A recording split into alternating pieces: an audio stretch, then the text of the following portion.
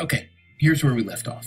Let's say you manage a team of 10 employees. Maybe they're marketers or educators or engineers, and your job is to inspire them to think creatively. Okay. Teresa Amabile is a social psychologist at the Harvard Business School. I study motivation, creativity, innovation, and inner work life. Amabile has done a lot of research inside firms to see how creative work actually gets done. So, for a team of 10, what's the best approach? You want to gather all 10 to brainstorm? You want to send them all off to come up with ideas on their own? Or maybe some combination? First of all, you want to get rid of 5 of those 10 people because 10 is too many people to have on a team. And there's a lot of research on that. 5 to 7 tends to be the best size to really solve a complex problem. Later on, when you have to implement the solution, obviously you can have much larger teams and you need them. So let's say you've got 5 people. They're all good. They have skills.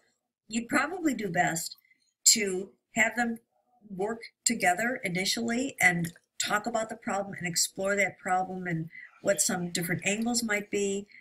Make sure they kind of understand what mountain they're trying to climb, and then let them go off and individually try to figure out different routes for climbing the mountain, but then bring them back together and have them share their ideas.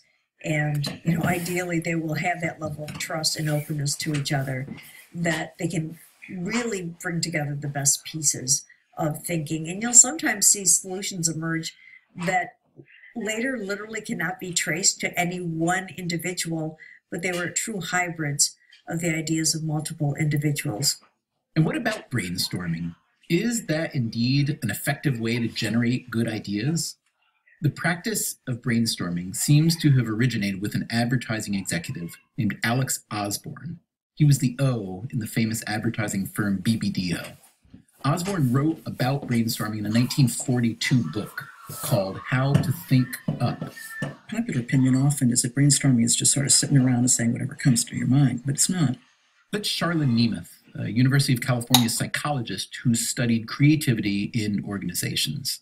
When Osborne talked about the brainstorming technique, it had 4 very specific rules to it. And he thought they were very important ways to stop things that tended to get in the way of generating original ideas. And so one of them, for example, was emphasizing quantity. Namely, just go for as many ideas as you can and don't, sort of stop and analyze whether they're good or not en route. The notion that you should build on others' ideas. But the one I paid attention to, and that's that one which many people have treated as the critical rule, was do not criticize the ideas of others.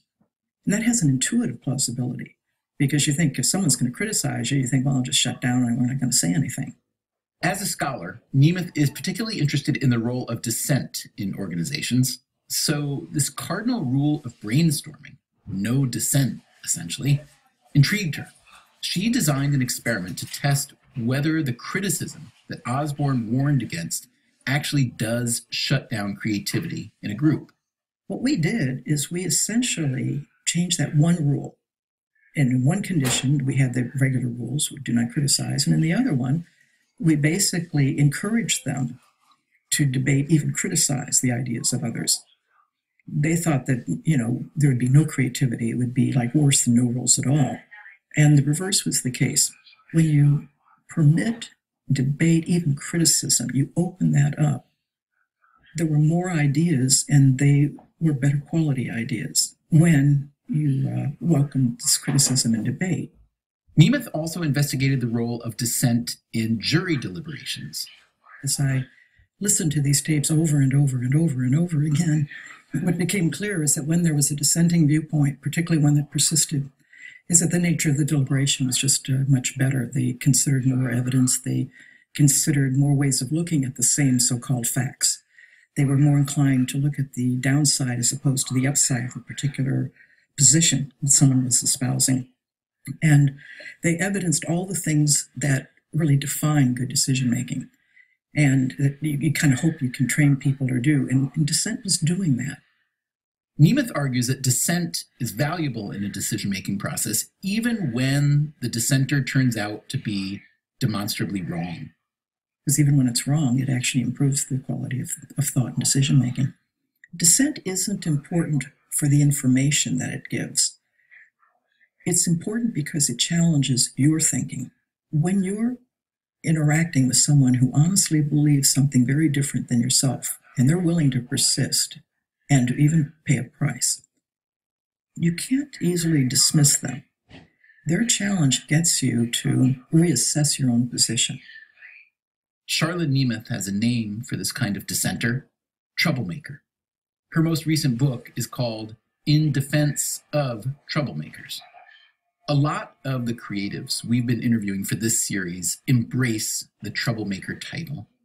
For some, it seems to be their animating principle, like the Chinese artist and activist Ai Weiwei.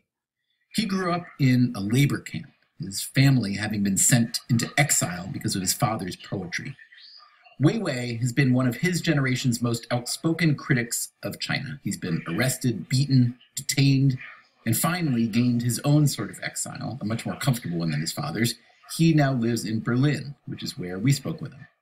So I always want to break the borders, to open a new area, even walk into could be dangerous or difficult areas.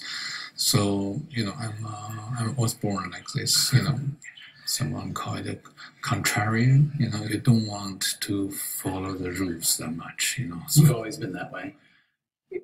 Since I was born, I would be seen as a son of the enemy of the people. They say you are dangerous. They say you are someone who could have a potential to make big trouble. They were right. They're perfectly right, but I try to live up to that kind of condition. Still, I am not satisfied with what I did. Your brother, is he a troublemaker like you or no? No, none of them. They often worried about one troublemaker in every family, So, but when I asked Weiwei about where his ideas come from, he didn't have much to say. It only comes to me when an interview like this comes. Yeah, I don't really think that much about it. Maybe that's because he's been dissenting since he was a young child. It may be that troublemaking and the idea generation that comes along with it are by now second nature. There was another artist I visited in Berlin. Her name is Jorinde Vogt. Hello. Hi. Hi. Good morning. Steven. Nice to meet you. Jorinde, How do you come do? in. So let's go that way. Vogt is a star on the German art scene. Her work combines painting, drawing, collage, and more, including musical and scientific notation. For years, she was a serious musician, and she's got a mathematical streak, too. Her pieces are breathtakingly original and engaging. You should look it up. Her name is spelled Jorindevoigt. I wanted to know where her ideas originate, so I started by asking about her daily routine. On a typical day, I get up at 5 o'clock in the morning. Then for 1 hour, I sit in my kitchen and in my garden and drink coffee and think about the day, the upcoming day. Then I wake up my son and help him getting up, get dressed, get breakfast. How old is he? 7 almost. 7:30, we leave the house. I bring him to school and then I drive down to the studio. So I'm shortly before 8 o'clock in the studio. So, can we go back to